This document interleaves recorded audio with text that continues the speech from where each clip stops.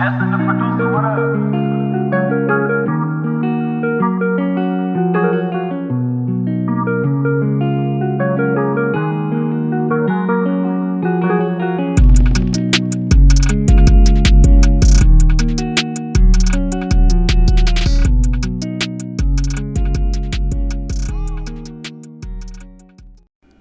Yo, y'all know what it is, and y'all know what it ain't. Phone them Mats. I'm back with another one, man. My homie hit me up. He ain't my homie, but he a supporter, so he my homie.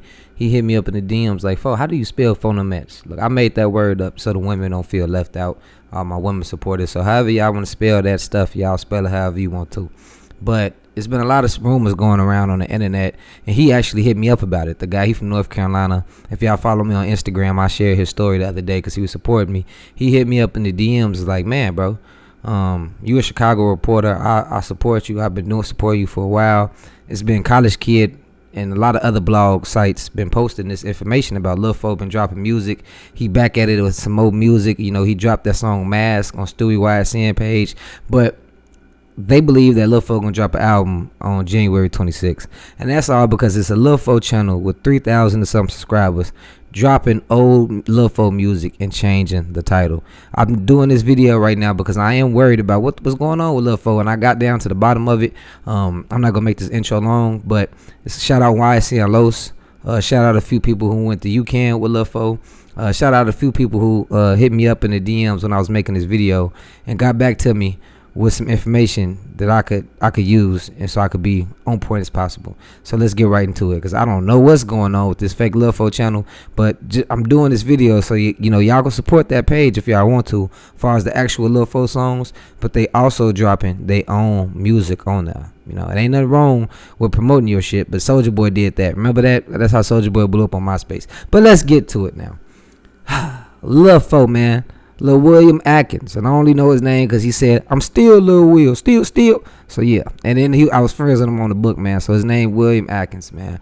His daddy is not a known dude out west, but my pops knew his pops and different shit like that. So I said that to say because there's a lot of questions going on about where Lil Fo from. I know people who went to school in Wicker Park. Shout out my boy Jamari. Before Lil Fo even blew up, I think it was just 187, man. We was cutting trees, and he was like, "Man, you see this nigga right here, bro? Look, I went to school with him. I went to elementary school with him, bro. His name Will Woo Woo. His daddy stay on Woo out the bam." I'm like, "Oh shit, okay, all right." And it was kind of like a Chief Keef effect. Like when it first came, we didn't know how big it was gonna be, but when Lil Fo blew up, he blew the fuck up, man. And a lot of people questioning about where he from, if it's Chicago, if it's Maywood. Just know, shorty from out west, but he from everywhere. You know what I'm saying? I'm from out west. I'm from K-Town, but honestly, I'm gonna keep it real with y'all, bro. Just due to homeless situations and different things out of my control as a kid, I lived in Rogers Park, Rogers Park, Uptown, motherfucking Riverdale, Dalton, South Side, West Side, East Side, shit, almost Harvey. I lived in Kenosha, Wisconsin, Texas. So that doesn't mean I'm not from Chicago or the West Side because I lived in all those places. It just means whatever the reason was, we had to move around. And mine was, you know, we was homeless as shorty, when I was a shorty. So maybe Lil Fo has some of the same hardships. I think the question about where he came from was when he started claiming 290. Like they was like, everybody's like, "That's an expressway. That ain't no really from out west." So let's get into it, man. Lil Fo, the guy who I just mentioned, used to go to a school right off Grand in Sacramento called UCAN. And if y'all know anything about UCAN, I don't want to, you know, talk about anybody, but it's like a developmental school. You know what I'm saying? It's like a vocational behavioral school, one of those type of schools. Think about like an alternative school, but like a place where kids go when they bad. Some like when they bad, but some also have learning disabilities. The dude who told me about Lil Fo said Lil Fo was smart as hell. He did all his work. He was overfleet. He had all the problems. But I'm gonna keep it real. The dude who told me he went to school with Lil Fo was slow. Like the nigga slow. Like I ain't gonna lie to you, bro. Like he did that my homie. I'm just playing. He ain't that slow, but he borderline with that shit. And he said Lil Fo remember Lil Fo had the 187 dreads, shorty. He had the little dreads, and I was looking at that 187 video like, man, something missing. Something wrong with this video. And it was his dreads gang. So if y'all remember when Lil Fo said I did came Miss Parker searched me at the door. So when he was referring to Miss Parker, my homie, he showed me who he was talking about, and that was a teacher from UCAN named Miss Parker, and that's confirmation. Kinda, if you went to UCAN around that time, Miss Parker worked there, and that was the teacher he was referring to. But he couldn't remember the name of this girl, and I said that to say that when Lil Fo had them dreads, he ended up getting into a fight. And during that fight, a girl jumped in, I guess, to protect her boyfriend / brother or whatever. And while Lil Fo beating on dude, she got to pulling the dreads out his head. Because if y'all remember that 187 video, just go back and watch it. Shorty had some, not bald spots, but like some spots where the hair grew back in that Shorty. You feel me? You know what I'm saying? Like, I had my dreads snatched out a few times. Not this set, but the other set. So I know how that shit look, bro. I know how it look. Just go back and look at THF Muda head, man. He looked like a blank canvas in some spaces. But seriously, so old girl poured out his dreads. Lil Fo proceeded to end up beating both their ass. And you know, this is honestly, I'm telling y'all the truth from what's been told to me, and it's been proven through pictures and different things like that. Backing up what this guy say, but Lil Fo put hands and feet on old girl, and he ended up getting expelled for a little bit. But if you know about those behavioral schools, there's not really much you can do to get kicked out of those because you in here already for your behavior. You get what I'm saying? So it's more like a suspension. Once Lil Fo returned, the guy, I ain't gonna say his name because we ain't cool right now. Then I ain't trying to give out clout to motherfuckers I don't like. I'm sorry. Say I'm King Petty if you want, but pretty much Lil Fo was always the flea. He was always flea. He always had Robin jeans. I think dude said the first time he ever seen a Robin hat or a whole Robin jean suit was on Lil Fo. So Lil Fo was never dirty. You feel me? He a real out west dude. You know, out west dudes love they fashion, me included. You know, excuse me. And so Shorty was flea. He said Shorty was running around the whole school for a long time, steady saying, "When my brother get out of jail, when my brother make it out." I thought he was talking about his cousin nephew, but Shorty confirmed, like, no, he's talking about his blood brother. He said, when my blood brother get out, I'm gonna make it. And I guess a few months went by. He said Lil Fo kept rapping to people that 187 song. Shorty said he brushed him off. Like, man, he's like, it was raw, but I didn't think Shorty's gonna make it. He ended up cutting his dreads off. No, he dropped 187, cut his dreads off, and then dropped out of school. Shorty never seen him again. And that's when we seen the uprise of Lil Fo. When Lil Fo came on the scene, it was just like Chief Keef, bro. Like the Chief Keef out west. I got to be specific when I say that, because you know I'm a Sosa fan too, but you know some Sosa fans they act like that's Jesus to them. So you got to be careful when you say that. I don't think it'll never be another impact of stronger Sosas, but if you're talking about within the city of Chicago, Lil Fo had it locked just on the west side. Like I never seen a west side artist like on some straight drill shit just take off like that. He was the first one I seen, man. And I honestly thought like it was over with. Like after he started coming out with that Steel Low Wheel, Cutting Up, and all those different hits, I'm like, it's over with, man. Shorty finna move to Atlanta. He finna sign $1 million deal, and it's over with. But then I started seeing him around on Madison Street.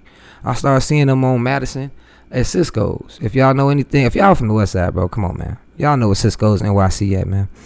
Cisco's NYC is right there off Madison and Pulaski, in between Madison and Cosmo. And the reason he was right there hanging out so much was because it was a guy from New York. Y'all need to look him up, man. His name is G1. G1 was actually, the first time I seen him, man, the world is so small. I was 10 or 7, 8, one of them, watching BET 106 in Park. And I seen this dude with a big shirt on. He was like doing that Rap Battle Fridays type thing. Fast forward 10 years later, or 12, 20, however many years, 15, the same dude I was watching win a few battles on 106 Park, end up being the same dude owning Cisco's NYC and actually becoming the manager of Lil Fo. So when I seen Lil Fo in Cisco's all the time, I thought he was just up there hanging out. That's his little spot. And then nephew, his cousin nephew, you know, they fell out. Lil Fo had a few people he fell out with over his career. We gonna get to that. But Lil Fo had a cousin named Nephew. I thought it was the nigga uncle, but it wasn't, folks. I mean, yeah, something like that. But that was his cousin. He started coming out saying a bunch of different things about how Lil Fo was pretty much signing bad deals. He was signing contracts for clothes, for robber jeans, and different things like that. He was pretty much saying how Lil Fo cut him off and how he was taking those risks, riding around with guns with Lil Fo. But guess what? I've been doing my research, y'all. You know, ex-American Rico gonna do that research if he can. And guess what? While Lil Fo cut Nephew off, bro, Nephew was a snitch. He was from over there off Sacramento and Fulton. I'm gonna keep it real with y'all, bro. He was a vice lord at TVL from over there on Sacramento and Fulton. It's a park that's right there. I think that's Albany. I'm sorry, yeah, like what's that Fulton in Albany. It's a park that's right there, and in like the summer of 2017, 2018, 19, 6 individuals got shot. I think 2 or 3 died. A few people out there got shot. And nephew that's his stomping ground. That's where he from. If y'all seen him airboxing Kid Wonder, it was right there in that alley. And it turns out nephew snitched on everybody. He got locked up for a few guns and drugs, and then he started hitting people up like, yeah, come on, let's go bust this play with me. I got you some money, I got some guns, and he getting people football numbers, bro. Nephew, the same little dark skinned dude who was running around with Lil Fo. Remember that in that 187? Hey, Lil Fo. There go them niggas right there. Hey, driving around in the car. That was nephew, bro. The same little dark skinned dude. Just go back and do y'all homework, bro. Nephew, if you watching this, man, I ain't making up nothing on you, bro. I've been talking to the streets, gang, and they been sending me proof of little messages of you hitting people up, and then them same people getting locked up. I don't want to dwell on that whole case right now, but that's actually Lil Fo not wrong for cutting him off. And if you actually go back and look at 187, the 187 video was shot right there on Walnut in Sacramento. I used to live on Sacramento in Washington. I'm trying to tell y'all, gang, I get around. So Lil Fo, I feel you, gang. But after all that stuff happened, it seemed like Lil Fo started picking his circle a little bit better.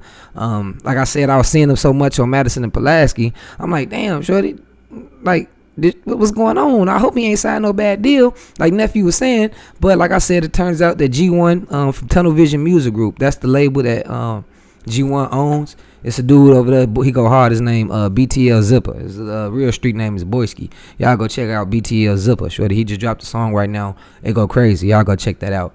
And I thought Lil Fo signed to Tunnel Vision Music Group as a management deal or something like that, but it wasn't. It was nothing like that at all.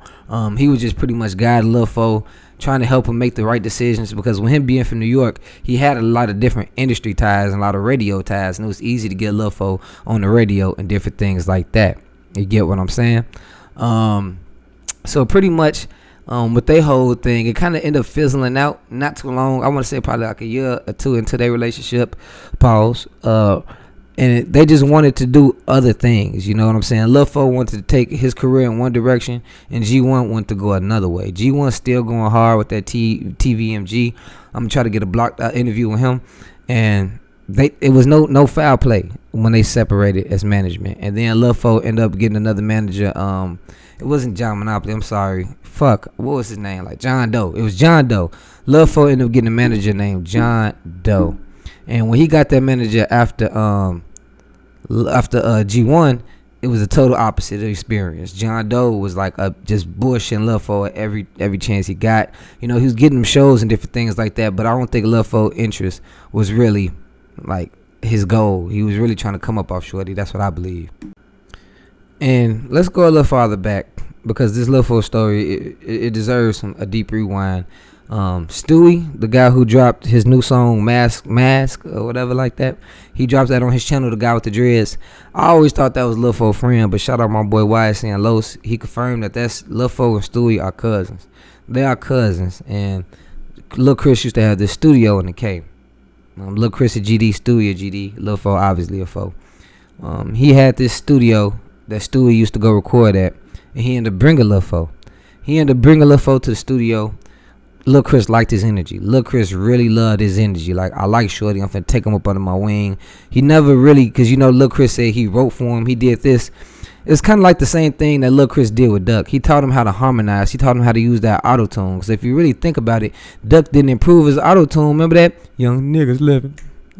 Money to the city. I'll drop the top off the roof. That shit, like, he was hitting them notes, and he wasn't really hitting them notes until he linked up with Lil Chris. So Lil Chris really is a doctor of this shit, and I salute him. I met him a few times too at Uncle Remus on Madison before they moved locations to Kilpatrick. He a real individual, and so he took Lil Fo under his wings, was teaching him how to harmonize, helping him put together lyrics, and that's how they ended up coming up with Cutting Up. Lil Fo didn't do it on his own. You know, it was all really Lil Fo. Let's just keep it real. It was all him, as far as the work ethic and getting in the booth doing it. But he was right there, like, hey, take that out, put this right here. He taught Lil Fo how to punch in and out. So I understand where Lil Chris, he feel like the disloyalty came from, because he really kind of wanted to sign Lil Fo, but he never thought about bringing no papers out, because he was like, this is a genuine relationship. I don't see this ending no time soon. And they never really spoke on why they ended up falling out. If you watch every interview that both of them do, they don't speak on it. Lil Chris do.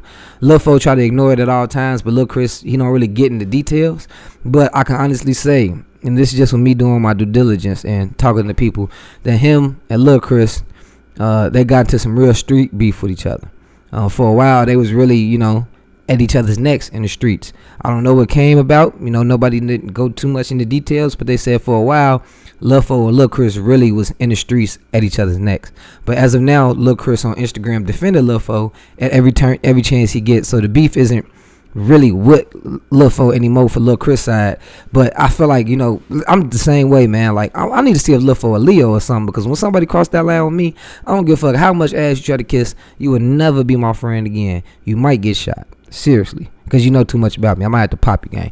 But so after that and everything happened with him and Lil Chris falling out, Lil Fo ended up signing a deal with Atlantic. He signed a deal with Atlantic probably mid 2018, and everything was good. Talking to people, they couldn't give me the size of his deal. They couldn't tell me the numbers and nothing like that, because that's kind of pocket watching. But at the end of the day, Lil Fo signed a pretty nice deal. You know what I'm saying? He signed it, and it was all based off that cutting up shit. I know it was a lot of the rumors that Lil Durk was gonna sign Lil Fo, but after talking to the people who was around him, like YSN Los and a few other people that don't want to be named, Lil Fo was never gonna sign with Lil Durk. Lil Durk actually never even made that an option. I think that was kind of like speculation. You know how they start rumors and different things like that on the internet, because if an artist that owns a label, they rock with another smaller artist, you would think they're gonna sign them, like Drake do with Party Next Door, I Love McConan, and whoever else song he drop on. He tried to do that to the Weeknd, but the Weeknd saw through that shit, and I believe Lil Fo did too. So he didn't go the OTF route, which would have been kind of cool. Just imagine only the family out south and only the foes out west. That would have been raw as hell, shorty. But it wouldn't have worked out. Signing to another nigga who signed to another nigga, they'll never work out. So he went the Atlantic route, and not too long after signing that deal, y'all remember Lil Fo stopped dropping music, because if he signed his deal in 2018, Lil Fo stopped dropping music in 2019. That's crazy, ain't it? It was like a long, short period. Lil Fo was on top. He was really going crazy, and then he disappeared. Stopped posting stuff on IG, and everybody thought, like, what's going on with Lil Fo? What's really going on? And if you have any type of insight into this culture that we call rap music, then we always know when an artist stop putting out music, it's usually label troubles. When a label don't want an artist to benefit because they owe too much money, like they ain't recoup, and they don't think they gonna recoup off an album, they'll stop him from dropping. But Lil Fo was at the height of his career. You know what I'm saying? He was at the top of his game. So if anything, he would have went platinum on YouTube. Who knows about the radio? But I don't really think it was a label issue that was going on. Speaking of people who was close to Lil Fo, around that time, like beginning of 2020, really 2019, he stopped being active on social media. If y'all remember, Yaya White ended up dying around that time. He was shot and killed. R.I.P. to Yaya White.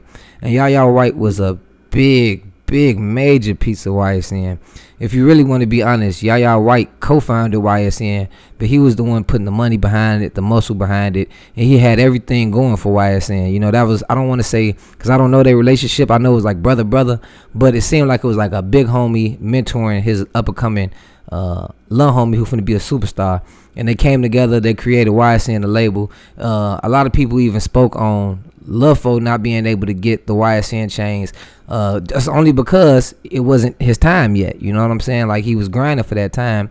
And Yaya White actually bought everybody their first YSN chain. I don't know if Batman got one, but everybody who was a part of that first YSN wave when Yaya White was alive got their YSN chains. And he was actually from Maywood, man. He was a heavy hitter from Maywood.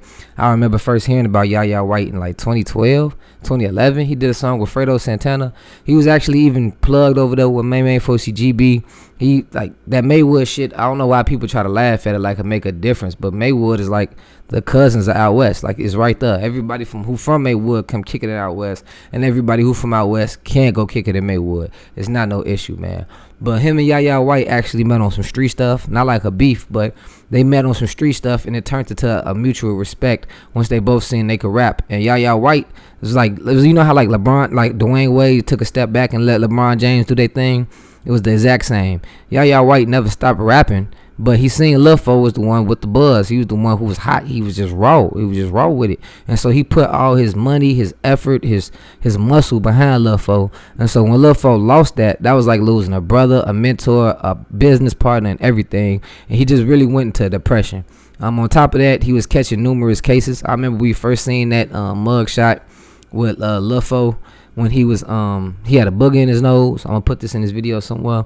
And that was like, we don't need to speak on what those charges was, but it wasn't nothing serious. It's what he ended up facing later on down the line. I know he ended up speaking to some people who was close to him. They said he ended up going to jail back to back for like the whole year of 2020 up until 2021. He was actually on either parole or probation, and he caught like back-to-back weed charges, and he was going to jail a lot in Joliet. It was actually this dude that I seen on Instagram, shout out Wyatt San Los, he's mentioned it, and I had to go look for it.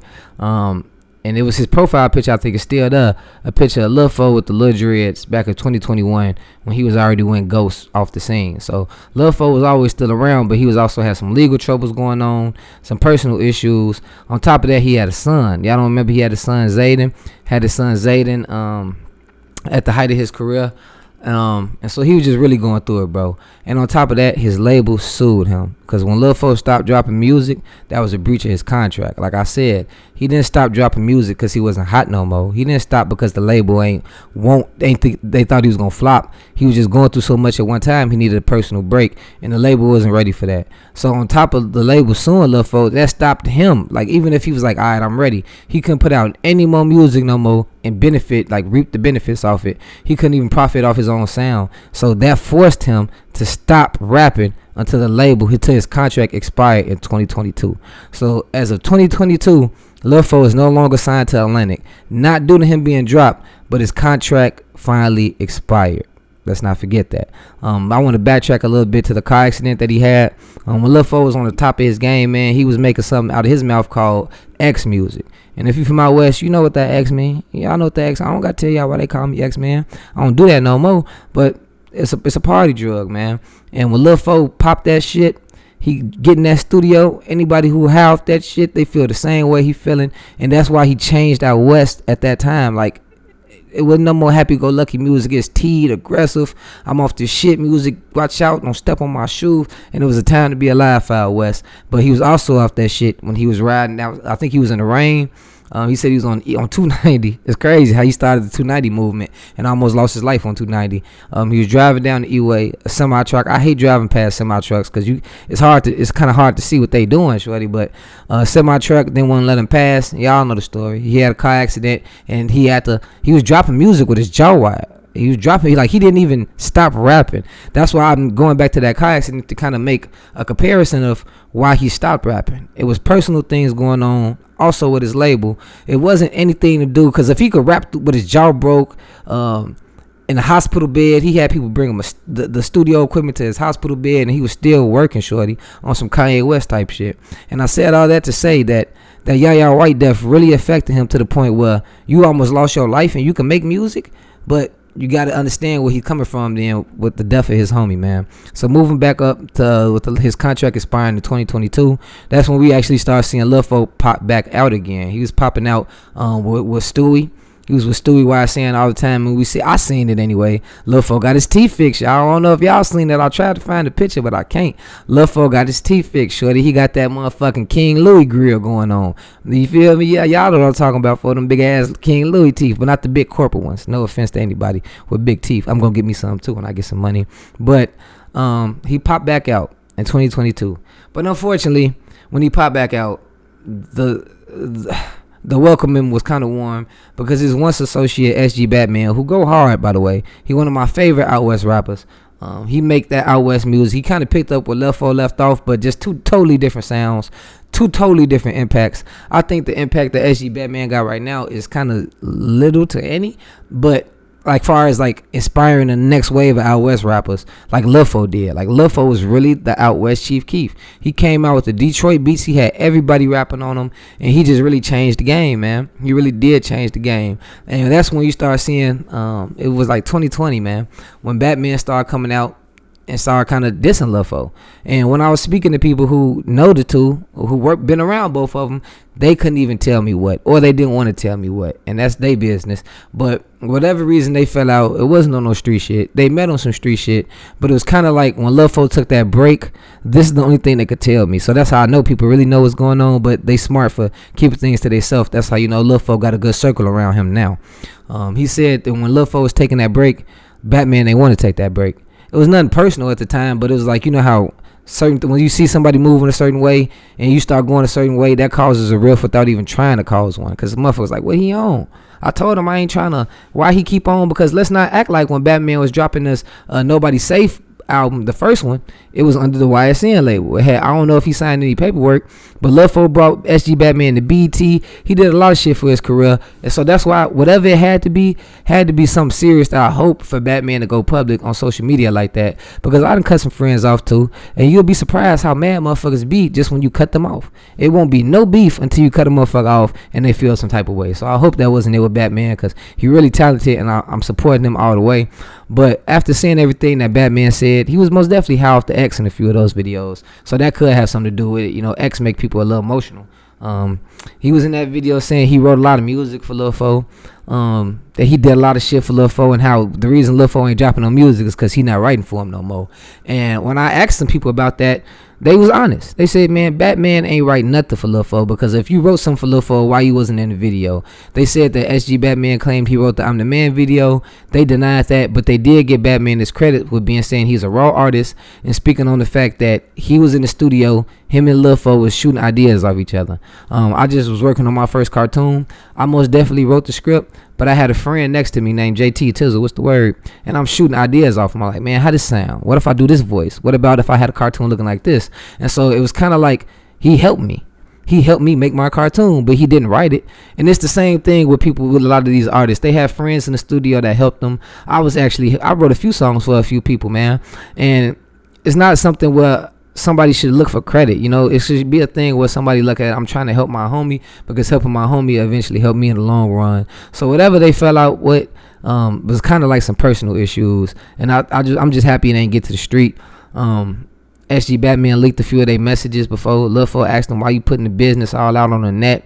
And so I don't think it's gonna get to the point where you'll see them reconcile, because like I said, if Lil Fo anything like me, well, it seems like he is. Once he cut your ass off, it'll never be back to what it used to be. But in the most part, man, during his career, I seen him link up with a lot of people. G Herbo, he got songs with Lil Uzi. I don't know why Lil Chris dropped a song and labeled it Chief Keef Diss. Actually talking to a few people about that, and they said that was Lil Chris' way of kind of getting back at Lil Fo and kind of trying to start some shit. But honestly, I ain't gonna say this person's name, but they said at the time, Lil Fo was kind of getting tired of being compared to Chief Keef. Remember how I just compared him? So just imagine everybody who was in his ear like, man, Shorty, you remind me of Sosa, your movement. And probably behind closed doors, Shorty wasn't rocking with that. So he made a song that was like subliminals, but Lil Chris took it and put a whole different spin on it, or somebody from that camp, and dropped it as a Chief Keef diss. That's probably why you never seen Lil Fo actually link with Sosa. If I'm wrong, get in the comment section and let me know. But pretty much, even with the whole SG Batman thing, he was in a group with Kid Wonder. Kid Wonder was the producer who almost changed the whole sound of Out West himself, like him and Lil Fo. If you really want to be honest, if Chief Keef got if Lil Fo got the Chief Keef comparison, then Kid Wonder got to get the Young Chop comparison, because them motherfuckers was like Batman and Robin, no pun intended. And SG Batman and Kid Wonder was in Smut Gang. That's what SG stand for. If don't nobody know, Smut Gang is what SG stand for in Batman. And if you go back and look up Smut Gang, they got some hits. You feel me? They got some old Out West bopping hits, and they was together as a group. So Kid Wonder actually introduced Batman to Lil Fo on some street shit and whatever that shit was, whatever that street shit was, and that's what happened. Signed Batman to YSN, and I'm just hate that it happened like that. So right now what's been going on is a lot of music been getting leaked. YSN Los, I gotta keep shouting him out, because he was the one who plugged in everything positive about Lil Fo when I was just in the dark about some shit. And he told me that it was a guy who got exposed on Instagram not too long ago, a couple years ago actually, for leaking Lil Fo music. And Lil Fo ended up getting on dude ass immediately. You know, he's never really been the type of guy who has been social media. So he's actually, I follow Lil Fo. He's actually been active on his Instagram a few times. Like you'll catch him liking people's shit and different things like that. But he doesn't have any posts right there. I asked Los, like, does Atlantic control his Instagram? He was like, no, shorty just falling back. He doing him. He went through so much shit. And honestly, what I believe too is a little bit of ring rush. You know how sometimes you second guess yourself. Like, I'm gonna be real with y'all. When YouTube gave me a strike for 2 weeks before, and I was like, man, when I drop a video, is people gonna care?